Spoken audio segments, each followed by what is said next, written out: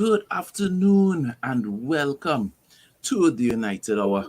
We have a special transfer show this afternoon in the house with me, is the man Jody Alexander, and we're going to be talking about rumored outs and ins and, well, prospective. I shouldn't say rumored, prospective outs and ins for Manchester United in January.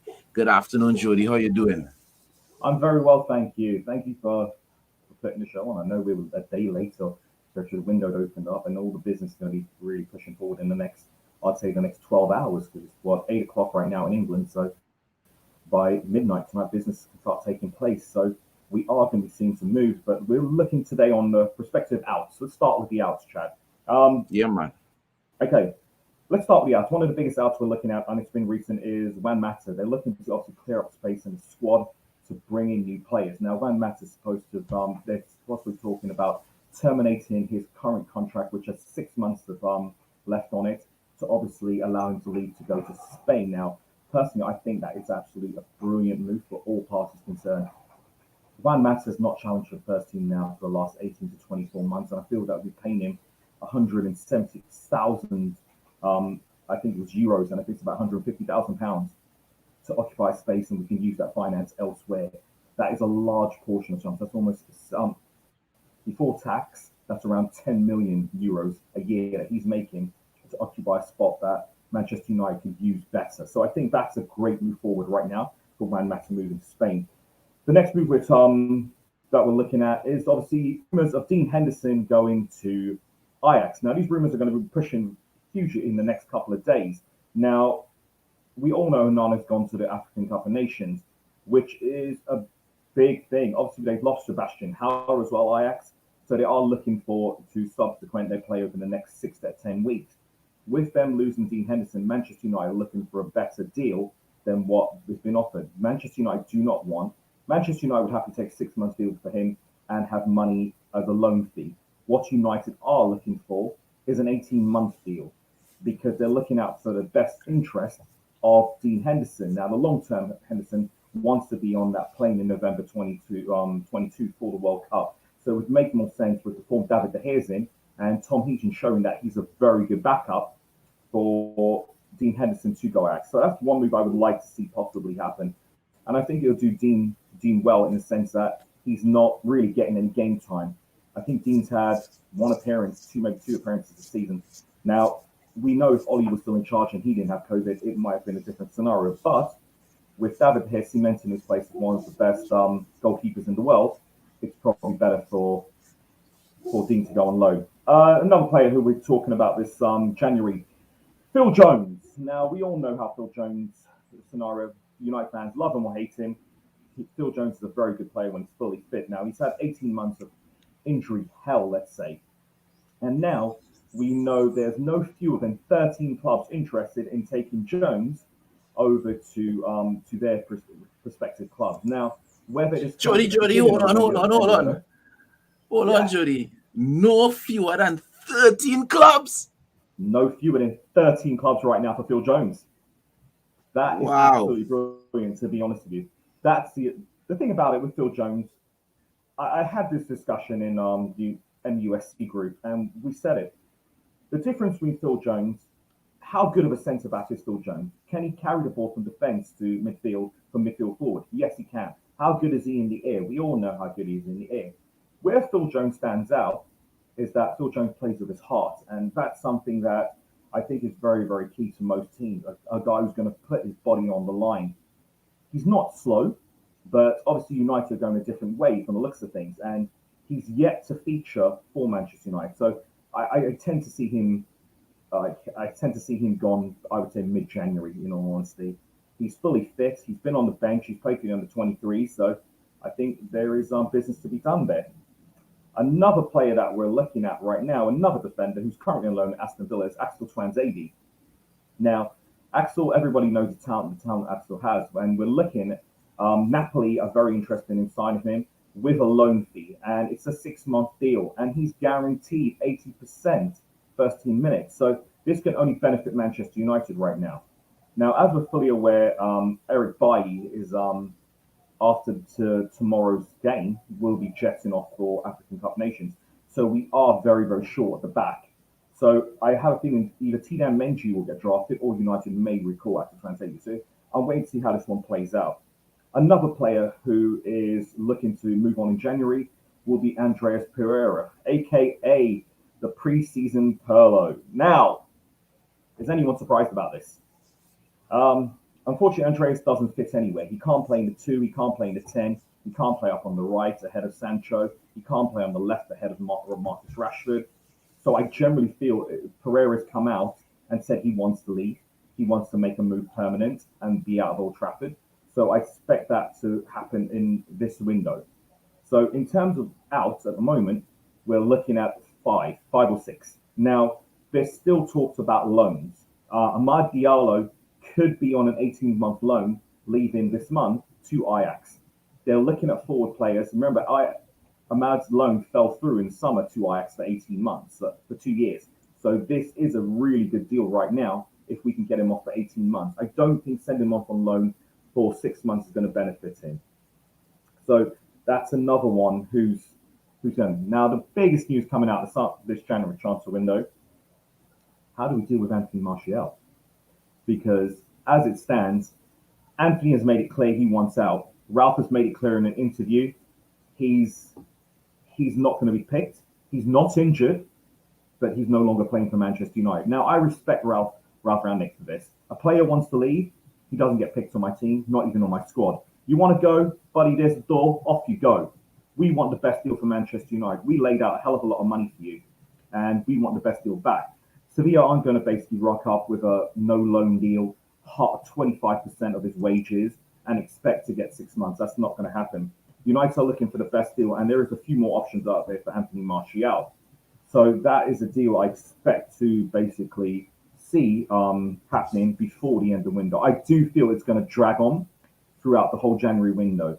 I don't see anything happening to the 3rd or 4th week, and Sevilla have to come in with an option to buy or a guarantee obligation to buy.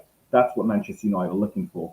They want Anthony Martial off the books now. There's no point keeping an unhappy player, and Rangnick's done this. Now, one set of good news came out today. I'm sure everyone saw it on the Manchester United app. Was Edinson Cavani. Eddie will not be allowed to leave in January, regardless of who stays and who leaves. He is an important player for the rest of the season, as Rangnick has said. Conversations between Rangnick and Eddie have been happening, and Eddie has basically been told that he is an important first-team player and he will be guaranteed his minutes, which tells me they are going with Ronaldo and Edinson Cavani up front. So it was a huge thing for United fans because everyone knows how much everyone loved Edinson Cavani. I mean, all we wanted against Burnley was Eddie to score. That was it. We didn't care about Cristiano. We wanted Eddie to score. So for me, I think that's brilliant news. Let me ask you this, Jody. With Eddie staying, and I mean, obviously that is wonderful news for 2 reasons. One, I think it's going to keep Ronaldo on his toes because we know how dangerous Edinson Cavani is, and we know how Ronaldo hates being upstaged. You know what I mean? So Eddie's going to keep Ronaldo on his toes, but also we just having that 2-headed monster attack is way better than one. You know, it makes United more dynamic and difficult to mark simply because you can't just focus on CR7. You have to account for Edinson Cavani. My question to you is, how is this going to affect Marcus Rashford? Well, to be honest with you, it looks like certain games. I think if everyone watched the Burnley game, it was a change of formation. Burnley are a very physical team. So one thing you did notice, he played with 2 sixes, but he unleashed one of those sixes to be box to box. Matic sat and Scott McTominay got to Roman. Everyone saw how good Scott could be. Now, what it looks like he's going to do, the 4 up front, you have to wonder what he's going to do with with Bruno Fernandes coming back in, where he's going to play. Because everyone saw a glimpse of a possibility without Bruno and Rashford, with Greenwood, Sancho on the wings, and then you have 2 players up front. Now, the only difference, I would say that 3 out of those 4 players are absolutely brilliant finishers. But Sancho, there's still question marks. How good is his finishing? And this is where I think that if he decides to go with an attacking team, I think the odd one out could possibly be Sancho and Rashford coming back in because we all know how good of a finisher Rashford is. Now, I'm kind of wondering as well, now that with all the stuff that's been leaked, away from transfers, we're going to talk now, with all the stories that have been leaked about the dressing room and Ronaldo taking out the dressing room, the only player who didn't bow to him was obviously Cavani because Cavani's been there and done it. So, is the fact that are we going to see Ronaldo possibly on a bench? That's the next thing. Well, let me ask you a question. The easy answer to this question is obviously like yes, right? I know I haven't asked the question yet, but the easy Mm, answer is yes because of how he comes across. But we really had to think about it, and the question is this: does Ralph have what it takes to bench Ronaldo? I'm not talking about a game. I'm talking about like for 2 or 3 games in a row because everybody was well, yeah, Ralph come and Ralph very direct and he's a German and he this and he that, but we know there's a lot of politics at play. You know no, what of I course. mean? Ole Gunnar Solskjaer bench Ronaldo for over a half against Everton, and we knew the negative fallout that caused. That was the You beginning of the understand? end for Ollie, really, wasn't it? So it's very easy to say, well, yeah, Ralph is new money and he could bench Ronaldo. Saying it and doing it is two totally different things. So do Well, you think basically, Ralph would that's going to actually run. do that? Yeah, he will. Now, because here's the thing. Obviously, Richard Arnold's now the new chief executive of Manchester United. Now, what they've actually done, Richard Arnold will know, basically on previous, Woodward interfered with all football matters. That, basically, from what we understand, the Glazers put an end to that. No, basically, there's people there for business, and the football side now will be headed off by the Glazers and obviously Darren Fletcher and John Myrtle, which, as a Manchester United fan, you are absolutely delighted with because it allows the footballing side to be side by footballing people. Now, if they feel, I know for a fact John Myrtle and Darren Fletcher did not want Ronaldo back at United. They are basically gonna sit there and work out how they can, if they want to keep him, let him go, how they're going to maneuver to get rid of him possibly, how they're going to use him this season. But if Manchester United decide to rest Ronaldo for a game, and say for instance you start Cavani up front next to Mason Greenwood, then you have Rashford on one wing and Sancho on the other, and those four combined for goals, you do make a case for yourself for Ronaldo not to come back in the team. So it all depends on the players, the performances, how Ronaldo fits into the team. You Yeah, the cannot turn around here and players. sit here and say, oh, Ronaldo's guaranteed minutes. It's not. Ralph Rangnick has shown players aren't guaranteed minutes, and he's not shy of pulling people, in all honesty. On unlike that Everton game where we created a lot of chances and looked very good but failed to score, Exactly. whichever game, and at some point he is going to have to put Ronaldo, whether it's to rest or rotate or whatever. Whenever we play without Ronaldo, we're going to have to score some goals to really show that we don't necessarily need Ronaldo in the team. All right, well, let's talk about some the incomings. What are the names being bandied about or associated with Well, we Manchester do know. United? I'll start with River Plate, Argentinian River Plate striker Julian Alvarez. We know he's heavily linked to Manchester United. We know there's a huge possibility of a move in January. What we aren't finding out is how much and when he can move. To be honest with you, so we're still waiting more feedback on that. We know we're looking for a striker, obviously, because we know Edison Cavani's leaving us in the summer. Anthony Martial will be moving in January, which tells me we're looking for two more strikers in total. So that tells me if we go after Alvarez, we will make a move for Haaland in the summer as well. So that's two we're looking at right there. We'll talk about Haaland further down in the year, but as it stands, Alvarez is a strong possibility in January. Whether they do a buy and loan and bring him back in the summer, it's wait to be seen. But there's still rumblings there that United are heavy favourites for him. Still wait to be seen there. Next player on two players on the list right now. Let's start with Hadara, a midfielder. We all know there's a buyout class of 32 million euros right now for Hadara. United have yet to come out and confirm anything with Hadara or what's going on. And to be fair, the noise has got very quiet recently regarding Hadara. I think this falls down to a couple of things. He's still assessing that midfield, and he's looking at one key option, which is Paul Pogba. The problem we have right now is that too many players have futures that are undecided at Manchester United. Paul Pogba being one of them, Jesse Lingard being another, Mata being another. there's a few players out of contract in the summer, and United have to make up their mind what they want to do. Now, if you're leaving it to January to decide a player's future, then you're not planning for the future. So I think as it stands right now, United are going to look to tie up loose ends with Paul Pogba very, very shortly because they need to move this month because certain players are going to be very, very strongly scouted and possibly clubs are going to be talking early for the summer. Hazard has been a bit quiet. Now we'll look to Kamara. Kamara, we all scouted Kamara and we turned around and said he would be the perfect replacement for Matic. I commented in the Burnley game recently that a proper holding centre midfielder can control the game, which allowed Scott to play. Yes, Burnley weren't at their 100% best because they had a layoff in 18 days, but I feel that we need a prime Matic, and Kamara fits the mold of that for me. And unfortunately, Matic is 33 now. So if we'd had Matic 5, 6, 7 years ago, right now, we wouldn't need this. But unfortunately, we need basically a CM who can hold and play, and Kamara fits that build. Obviously, the rumours are now talking about, obviously, moving on from that, we're talking about Frank Kessie.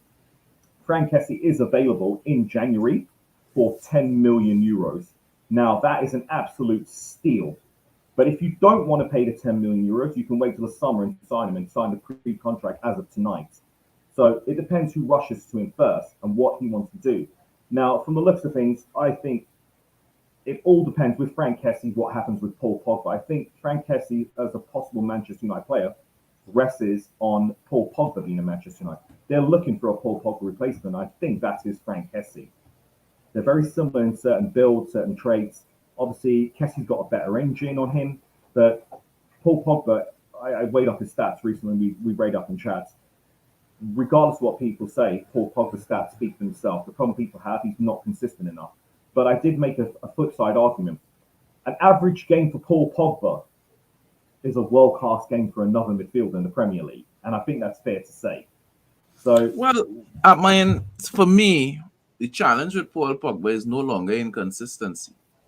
You know, we have seen coming to the end of last season under Ole Gunnar Solskjaer after the whole incident when the interview with Mino Raiola was released the day we had a critical knockout game, right? Last group stage. After that, you know, Paul and Solskjaer obviously had a closed door meeting.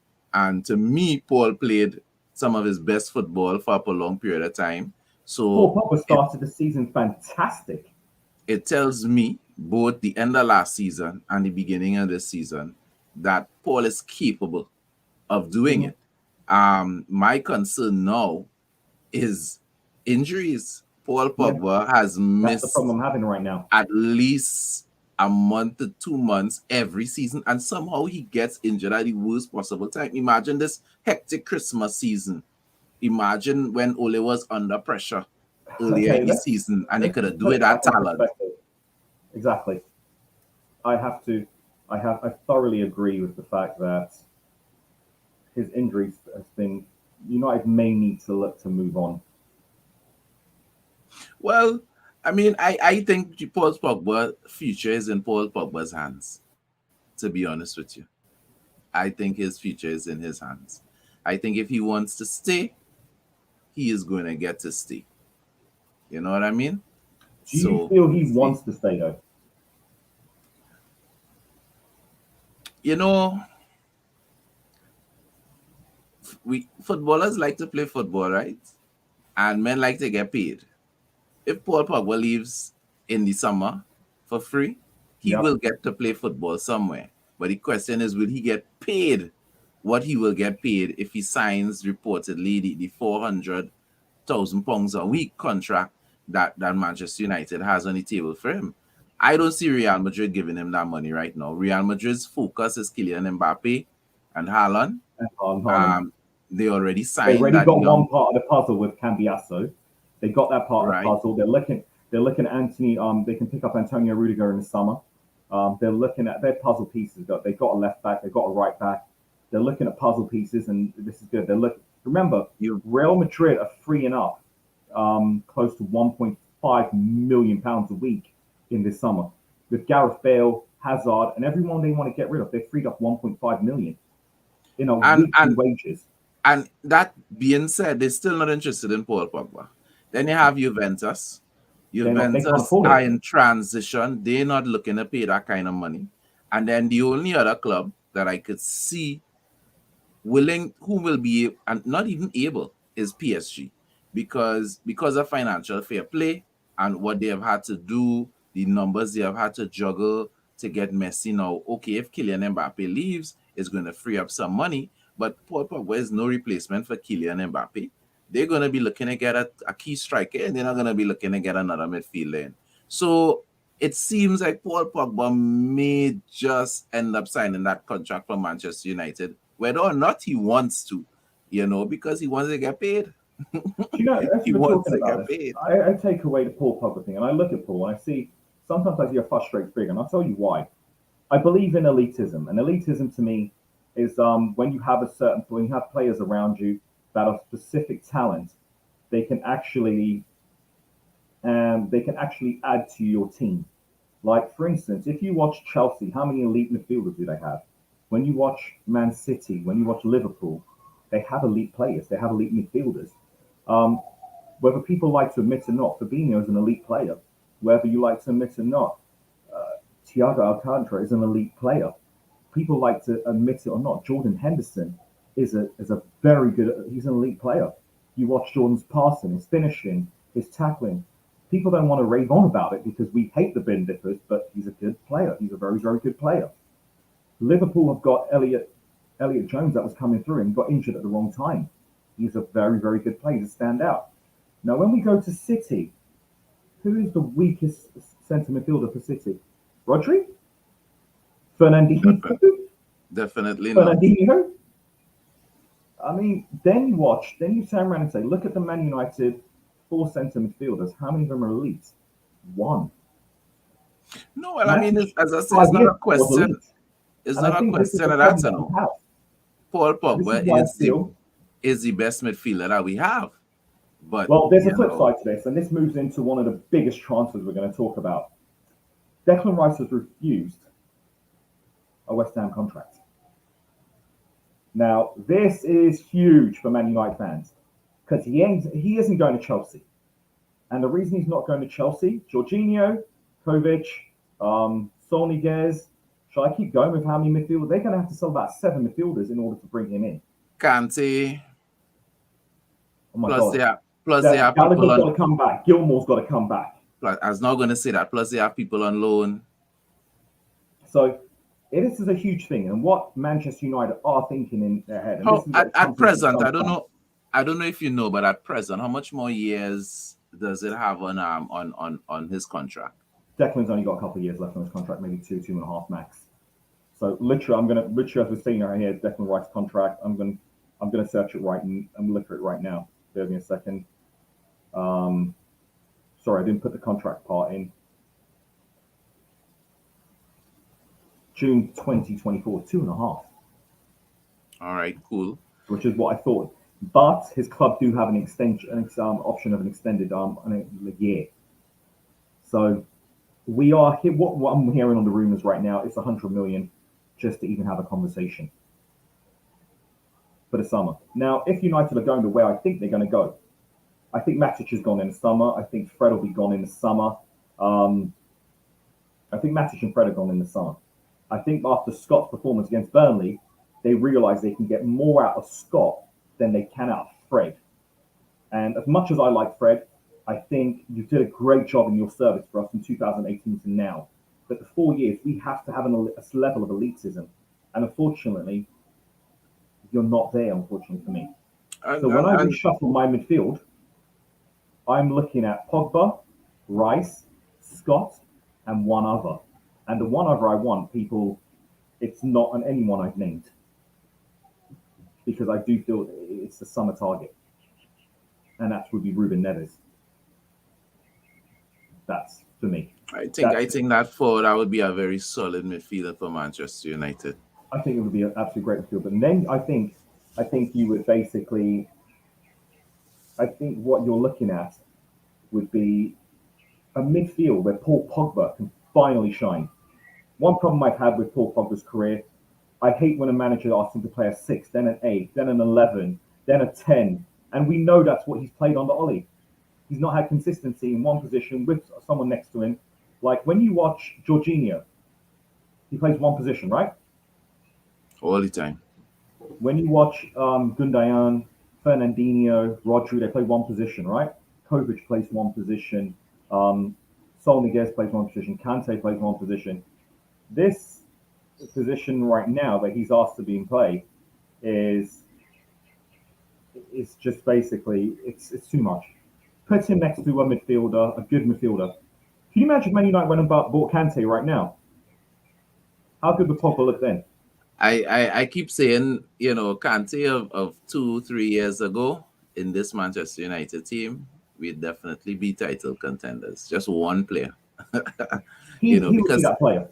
that's what we're missing. We're missing that solid CDM that is consistent, gives you constant 7 out of 10 or 8 out of 10 performances week in, week out, Yep, because he is not just going to unlock Paul Pogba, he's going to unlock Scott McTominay. He's just going to allow whoever is playing next to him to get forward and be involved in the play. So all right, well, let's hope that we've heard a lot of rumors. There's two things in primarily CDM and striker. So let's hope we could get some outs so that we could get some ins, because we that's really the do way that's need, going to have to play off this year. yeah, we really do need to get some players off of the books. It's kind of ridiculous how bloated this squad is, and then we're still struggling for quality. You know what I mean? So we need That's to the get thing some right players there. off of the books. All right, Jody, anything to say before we head out? Guys, like and subscribe to the YouTube videos. Please ask any questions, comments. When we'll read them and we'll get back to you, and obviously we'll answer them on the next show. But obviously, myself and Chad will be back for our X and O shows coming up in January, and we'll go further more into depth with the tactics and analysis of what's going on with Manchester United right now, where we think they're developing, what they're looking at. And guys, obviously be safe for the new year and keep your family safe. Yeah. Happy New Year, everybody. And remember, Red Devils, we don't die, we multiply. Hey, if you appreciate what we're doing here at the United Hour, please like, please subscribe, and let